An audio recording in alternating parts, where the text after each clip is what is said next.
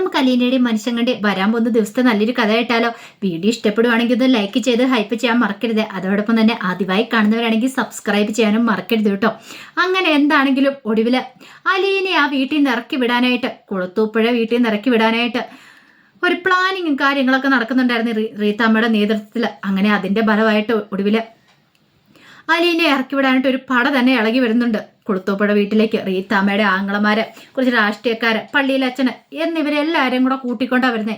അങ്ങനെ അവരെയൊക്കെ കണ്ടു കഴിഞ്ഞപ്പോഴത്തേനും അവധി കുടിച്ചാൻ ഒരു കാര്യം മനസ്സിലായി. രണ്ടും കൽപ്പിച്ചാണ് അഞ്ചലിൽ നിന്നുള്ള അവരുടെ എല്ലാം വരവ്. എല്ലാത്തിനും ഇളക്കിക്കൊണ്ട് വന്നിരിക്കുന്ന റീത്താമ്മയാണ്.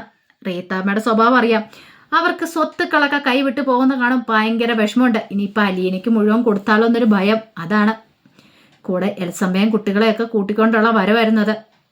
അങ്ങനെ അവരെല്ലാവരും കൂടെ വന്നു കഴിഞ്ഞപ്പോൾ അവധി കുടിച്ചായും ചെന്ന് അലീനയോട് കാര്യങ്ങൾ പറഞ്ഞു. മോളെ, അഞ്ചലിൽ നിന്നൊരു പട തന്നെ ഇടകി വന്നിട്ടുണ്ട്. ഞാൻ വിളിക്കാതെ മോള് പുറത്തേക്ക് ഇറങ്ങി വരണ്ട, മോള് അകത്ത് തന്നെ ഇരുന്നോളാൻ പറഞ്ഞു. അതെന്താ വിളിപ്പിച്ച? അതങ്ങനെ മതിയെന്ന് പറഞ്ഞു. കാരണം അവധി കുടിച്ചാൻ അറിയാം അലീനയെ കണ്ടു കഴിഞ്ഞിട്ടുണ്ടെങ്കിൽ ഒരു പക്ഷെ അവരെങ്ങനെയാണ് പ്രതികരിക്കുന്നതെന്ന്. പാവം അലീനയ്ക്ക് വിഷമമുണ്ടല്ലോ എന്ന് കരുതിയിട്ടാ അലീന ഇതൊക്കെ പ്രതീക്ഷിച്ചിരിക്കുന്ന കാര്യമാണ്. കാരണം എപ്പോഴേത് സമയത്ത് വേണമെങ്കിലും ഇങ്ങനൊരു ഭൂകമ്പം വരുമെന്നുള്ളത് കാര്യം.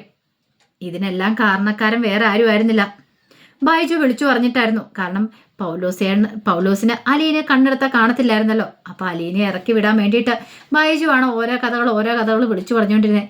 അങ്ങനെ അവര് വന്നിട്ട് സ്റ്റാലിയെ ചോദ്യം ചെയ്യുക. അവർക്ക് നേർക്കെന്ന് സംസാരിക്കാനുള്ള ചങ്കൂറ്റമൊന്നും ഉണ്ടായിരുന്നില്ല. അതുകൊണ്ടാണ് എല്ലാ അവന്മാരും കൂടെ വന്നേ. 3-4 ആംഗ്ലമാര് ഒരുമിച്ച് വന്നത്. കാരണം തനിച്ച് വന്ന് സ്റ്റാലിയുടെ നേർക്കൊന്ന് സംസാരിക്കാൻ പറ്റില്ല, ഭയങ്കര ബുദ്ധിമുട്ടുണ്ട്. കാരണം സ്റ്റാലിയുടെ നേർക്ക് നോക്കി നിൽക്കാൻ പോലും അവന്മാർക്ക് പറ്റില്ല. സ്റ്റാലി വെട്ടെന്നും മുറിരണ്ടെന്നുള്ള സ്വഭാവമാണ്. ഇനിയിപ്പോൾ ആരൊക്കെ വന്നെന്ന് പറഞ്ഞാലും സ്റ്റാലിക്ക് ഇഷ്ടമില്ലാത്തവരാണെങ്കിൽ എത്ര വലിയവനാന്ന് പറഞ്ഞാലും സ്റ്റാലി അവരെ ബഹുമാനിക്കാനും പോകത്തില്ല. അങ്ങനെ അവർ വന്നിട്ട് ആദ്യം കുശലാന്വേഷണമൊക്കെ നടത്തിയതിന് ശേഷം സ്റ്റാലിയോട് കാര്യങ്ങൾ തിരക്കുവാണ്. ഒരു പെങ്കൊച്ചിനെ ഇവിടെ കൊണ്ട് താമസിപ്പിച്ചിട്ടുണ്ടെന്ന് അറിഞ്ഞല്ലോ, അവൾ എന്താന്നൊക്കെ ഒരു രാഷ്ട്രീയക്കാരൻ ചോദിച്ചു. അപ്പോഴേക്ക് സ്റ്റാലി പറഞ്ഞു അവളെൻ്റെ മകളാന്ന് പറഞ്ഞു. ആ സമയത്ത് അവസാനപ്പച്ചൻ പറഞ്ഞു മകളാണെങ്കിൽ അത് ഏത് രീതിയിലുള്ള മകള്, ഞങ്ങൾ അറിയത്തില്ല അത് ഏത് മകളാ. 3 മക്കളല്ലേ സ്റ്റാലിക്കുള്ളൂ അൽസമയില്. സ്റ്റാലി പറഞ്ഞല്ല, എനിക്ക് അൽസമയം 3 ഉള്ളെങ്കിലും കല്യാണത്തിന് മുമ്പ് ഒരു പെങ്കൊച്ചുണ്ടായിരുന്നു പറഞ്ഞു. പക്ഷെ അവരത് അംഗീകരിക്കാൻ കൂട്ടാക്കിയില്ല. അതിൻ്റെ പേരിൽ കുറെ പ്രശ്നങ്ങളൊക്കെ ഉണ്ടായി. സ്റ്റാലിയും വിട്ടുകൊടുത്തില്ല. നിങ്ങളെ പെങ്ങളെ കല്യാണം കഴിക്കുന്നതിന് മുമ്പുള്ള ബന്ധമാണ്. അപ്പൊ എനിക്ക് നിങ്ങളുടെ പെങ്ങളോട് പറഞ്ഞിട്ട് അതൊന്നും നടത്താൻ പറ്റുന്ന കാര്യമായിരുന്നില്ലത്. പിന്നെ ഞാൻ അവളെ ഇങ്ങോട്ട് കൂട്ടിക്കൊണ്ട് വന്നു. നിങ്ങളുടെ പെങ്ങൾക്ക് ഇതിൻ്റെ പേരിൽ ഒരു പ്രശ്നം ഉണ്ടാകുന്നില്ല, എൻ്റെ മക്കൾക്ക് ഒരു പ്രശ്നമില്ല. അവളിവിടെ എൻ്റെ ഒപ്പം കഴിയണേ. ഇതൊക്കെ കേട്ടുകഴിഞ്ഞപ്പോഴത്തേനും അവർ പറഞ്ഞു പറ്റില്ല, അവളിവിടെ താമസിപ്പിക്കാൻ പറ്റില്ല. അവളെ എത്രയും പെട്ടെന്ന് എന്നോട് ഇറക്കി വിടണം.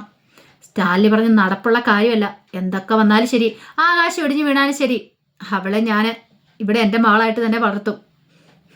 അപ്പം അത് മകളാണോ ഇല്ലെന്ന് സ്റ്റാലിക്ക് എന്താ ഉറപ്പെന്ന് ചോദിച്ചു. എനിക്ക് നല്ല ഉറപ്പുണ്ടായിട്ട് തന്നെയാണ് ഞാൻ കൂട്ടിക്കൊണ്ടു വന്നിരിക്കുന്നത്. ഇനി ആർക്കെങ്കിലും ആ കാര്യത്തിൽ ഉറപ്പില്ലെങ്കിൽ ഇങ്ങോട്ടേക്ക് നേരിട്ട് വന്ന് എൻ്റെ മുഖത്ത് നോക്കിയെന്ന് പറയാൻ പറഞ്ഞു. ഒരുത്തനും അനങ്ങിയില്ല. പിന്നീട് എൽസമ്മയും ടാനിയേയും കൂട്ടിക്കൊണ്ട് നേരെ പോന്നെ അലീനയുടെ മുറിയുടെ അങ്ങോട്ടേക്കാണ്. റീത്താമ്മയാണ് മുറി കാണിച്ചു കൊടുത്തേ. അങ്ങനെ ടാനിയേയും കൂട്ടിക്കൊണ്ട് അവിടെ ചെന്ന് കഴിഞ്ഞപ്പോഴത്തേനും മുറി തുറന്ന് അലീന അങ്ങോട്ട് ഇറങ്ങി വന്ന് കഥയെ മുട്ടിക്കഴിഞ്ഞപ്പോൾ അലീനയെ കണ്ടു കഴിഞ്ഞപ്പോൾ ഒരു നിമിഷം എൽസമ്മ ഞെട്ടിപ്പോയി. കാരണം സ്റ്റാലിയുടെ അമ്മയുടെ അതേ ഷേപ്പായിരുന്നു. ഒന്നും മിണ്ടാൻ പറ്റാത്തൊരവസ്ഥയായിപ്പോയി. അലീന നോക്കുമ്പോൾ നല്ല കുലീനയായിട്ടൊരു സ്ത്രീ. ഒരു പക്ഷേ ഇതായിരിക്കും സ്റ്റാൻലി പപ്പയുടെ ഭാര്യ. ഇവർ നേരത്തെ നല്ല സുന്ദരിയായിരുന്നു തോന്നുന്നു. ഇപ്പോഴത്ര വണ്ണവും കാര്യങ്ങളൊന്നുമില്ല, മെലിഞ്ഞിട്ടാണ്. തൻ്റെ അമ്മയുടെ ഷേപ്പും കാര്യങ്ങളൊന്നുമല്ല. ഒരുപക്ഷെ അമ്മയും ചെറുപ്പത്തിൽ നല്ല സുന്ദരി ആയിരുന്നിരിക്കണം. ഇവരെ കണ്ടിട്ടുള്ള മൊത്തം ഐശ്വര്യവും കാര്യങ്ങളൊക്കെ ഉണ്ട്. അങ്ങനെ അലീനയുടെ കണ്ണുകളിലേക്ക് തന്നെ നോക്കണം. അപ്പോഴേക്കും ടാനി പറഞ്ഞു അമ്മേ ബാ പോകാമെന്ന് പറഞ്ഞുകൊണ്ട് എൽസമ്മയുടെ കയ്യിലേക്ക് പിടിച്ചു.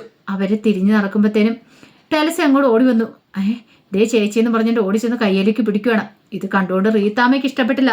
റീത്താമ്മ കുറെ ചീത്ത പറഞ്ഞു. ഇവിടെ വാടി നശുവല്ലേ, അവള് പോയിരിക്കുന്നത് കണ്ടില്ലേന്ന് ചോദിച്ചോണ്ട് പിടിച്ചോണ്ട് വാടി അവളെന്ന് പറഞ്ഞു ടാനിയോട്. ടാനിയെ പോയി ടെലസയുടെ കയ്യിൽ പിടിച്ചിട്ട് വരാൻ പറഞ്ഞ് വലിച്ചോണ്ട് പോയി. അല്ല എനിക്ക് ഭയങ്കര വിഷമമായി. കാരണം അവൾക്ക് മാത്രം അങ്ങനെയൊന്നും ഇല്ല, അവൾക്കറിയില്ല. അവൾക്ക് കുറച്ച് വയ്യായികയും കാര്യങ്ങളൊക്കെ ഉള്ളതാണ് ടെലസയ്ക്ക്. അപ്പൊ അതുകൊണ്ട് അതിന്റെ ബുദ്ധിമുട്ടും കാര്യങ്ങളൊക്കെ ഉണ്ട്. അവൾക്ക് അറിയത്തില്ല, അവൾക്ക് ചേച്ചിയാന്നറിയാം, സ്നേഹിക്കാൻ മാത്രം അവൾക്ക് അറിയത്തുള്ളൂ. പക്ഷേങ്കിൽ റീത്തമ്മയ്ക്ക് തൊട്ടും അങ്ങോട്ട് ഇഷ്ടപ്പെടുന്നുണ്ടായിരുന്നില്ല. അങ്ങനെ വീണ്ടും ചർച്ചകളും കാര്യങ്ങളൊക്കെ നടക്കുകയാണ്. ഒടുവിൽ സ്വത്തിൻ്റെ കാര്യം വരെ എത്തി കാര്യങ്ങളൊക്കെ. ഇങ്ങനെ പോവുകയാണെങ്കിൽ സ്വത്തിൻ്റെ കാര്യം തീരുമാനം ഉണ്ടാക്കണം. ചില സമയത്ത് മക്കൾക്കും ഉള്ളതെല്ലാം മാറ്റി വെക്കണം. അവരുടെ പേരിലേക്ക് എഴുതി കൊടുക്കണം എന്നായി. സ്റ്റാലിൻ സമ്മതിച്ചില്ല. ഞാനിപ്പം നല്ല പൂർണ്ണ ആരോഗ്യവാനായിട്ടാണ് ഇരിക്കുന്നത്. അതുകൊണ്ട് ഇപ്പം തൽക്കാലത്തേക്ക് സ്വത്ത് ഭാഗം വെക്കാൻ ഞാൻ ആഗ്രഹിക്കുന്നില്ലെന്ന് പറഞ്ഞു. ഒടുവിൽ ഒരു രീതിയിലും അവന്മാർ അംഗീകരിക്കുന്നുണ്ടായിരുന്നില്ല. സ്റ്റാലിൻ പറഞ്ഞു, ഇനി ഇവിടുന്ന് ജീവൻ വേണ്ടവരൊക്കെ ഇറങ്ങിപ്പോയിക്കോണം, അല്ലെങ്കിൽ എന്ത് ചെയ്യണമെന്ന് എനിക്കറിയാമെന്ന് പറഞ്ഞു. ഒടുവിൽ അവന്മാരൊക്കെ ഇറങ്ങി പോകേണ്ടതായിട്ട് വന്നു. സ്റ്റാലിൻ ഒന്ന് മുരടാൻ എനിക്ക് കഴിഞ്ഞപ്പോഴത്തേനും നായ്ക്കളെല്ലാം കൂടെ പാഞ്ഞങ്ങോട്ട് വന്ന് അവിടെ നിലയുറപ്പിച്ചു. സ്റ്റാലിൻ ഒന്ന് ഒരാഗ്യം കാണിച്ചാൽ മതി, അതോടുകൂടി തീർന്നു. കാരണം നായ്ക്കൾ ഏത് സമയത്തും കുറച്ച് ചാടാൻ പാത്രമായിരുന്നു നിൽക്കുന്നത്. വന്നവരൊക്കെ ഒന്ന് ശരിക്കും ഒന്ന് പേടിച്ചു പോയി. അവരിത്രയ്ക്ക് പ്രതീക്ഷിച്ചിട്ടുണ്ടായിരുന്നില്ല. അങ്ങനെ വന്ന വഴിയെ തന്നെ അവരെല്ലാവരും പോവുകയാണ്. അല്ല, എനിക്കും ഭയങ്കര സങ്കടം. താൻ കാരണമുള്ള പ്രശ്നങ്ങളൊക്കെ ഉണ്ടായെന്ന്. കാരണം താൻ ഈ വീട്ടിലേക്ക് വന്നില്ലായിരുന്നെങ്കിൽ പപ്പയുടെ മനസ്സമാധാനം പോകത്തുണ്ടായിരുന്നില്ല. പക്ഷെ പിന്നീട് പൗലോസ് പിണങ്ങി പോവാണ്. കാരണം പൗലോസിന് മനസ്സിലായി തൻ്റെ തരികട പരിപാടികൾ ഇവിടെ നടക്കില്ല, കള്ളത്തരങ്ങളൊക്കെ പിടികൂടില്ലോ. അലീനയാണ് പിന്നെ കിച്ചണിൻ്റെ ഭരണം ഏറ്റെടുക്കുന്നത്. അലീനയാണ് ബ്രേക്ക്ഫാസ്റ്റും കാര്യങ്ങളെല്ലാം തയ്യാറാക്കുന്നത്. സ്റ്റാലിക്ക് കൃത്യസമയത്ത് വേണം. അങ്ങോട്ടോ ഇങ്ങോട്ടോ ഒരു സെക്കൻഡ് താമസിച്ച് പോയിട്ടുണ്ടെങ്കിൽ പ്രശ്നമാവും.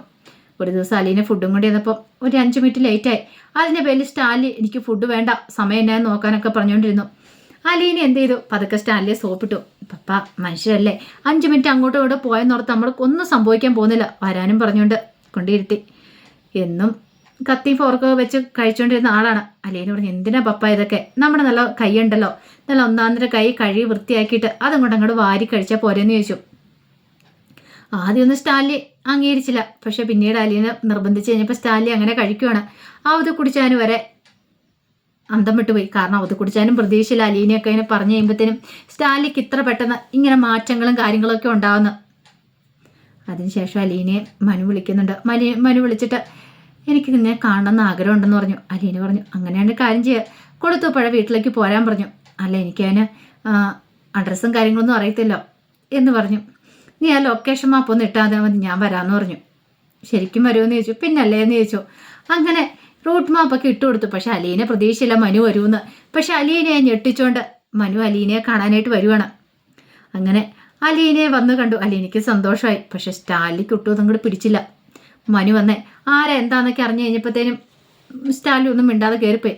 അത് കുടിച്ചാൽ പിന്നെ അലീനയോട് ഒന്ന് ചോദിക്കുന്നുണ്ട്. അപ്പം അലീന പറഞ്ഞു, അതെ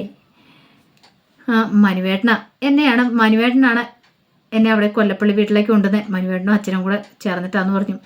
അങ്ങനെ മനുശങ്കർ കുറേ സമയം വർത്താനം എല്ലാം പറഞ്ഞ് വൈകുന്നേരത്തോട് കൂടിയിട്ടാണ് തിരിച്ചു പോകാനായിട്ട് ഒരുങ്ങുന്നത്. പോയി കഴിഞ്ഞപ്പോഴത്തേനും സ്റ്റാലിനെ അലീനയെ വിളിച്ചിട്ട് പറഞ്ഞു, അതെ ഇനി അവരുമായിട്ട് അധികം ചെങ്ങാത്തം കൂടുന്നൊന്നും എനിക്ക് ഇഷ്ടമില്ല എന്ന് പറഞ്ഞു. അലീനയിൽ അത് വല്ലാത്തൊരു ബുദ്ധിമുട്ടുണ്ടാക്കി.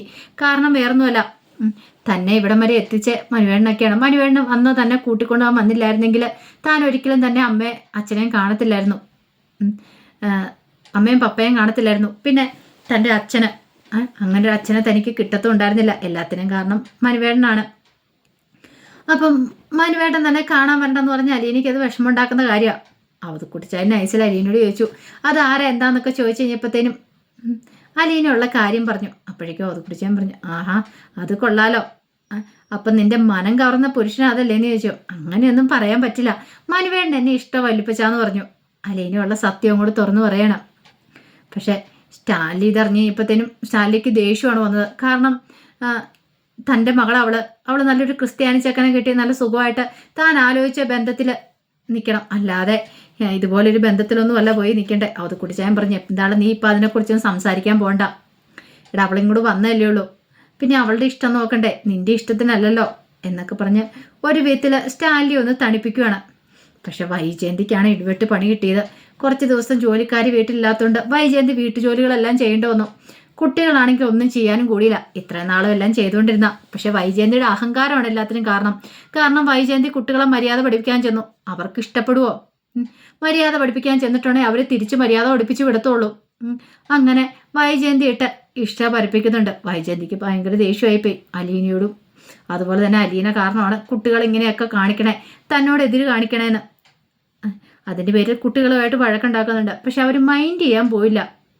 അവർക്കറിയാം അമ്മ ഒരു ഒരുത്തി കാരണമാണ് അലീന ചേച്ചി ഈ വീട് വിട്ടു പോയെന്നൊക്കെയുള്ളത്. അപ്പം അതിൻ്റെ കഥകളാണ് കാണാൻ പോകുന്നത്. ആ വിശേഷങ്ങൾക്കായി നമുക്ക് എല്ലാവർക്കും കാത്തിരിക്കാം കേട്ടോ. ഒരിക്കൽ കൂടി എല്ലാവർക്കും ശുഭരാത്രി നേർന്നുകൊണ്ട് നിർത്തുന്നു. നന്ദി.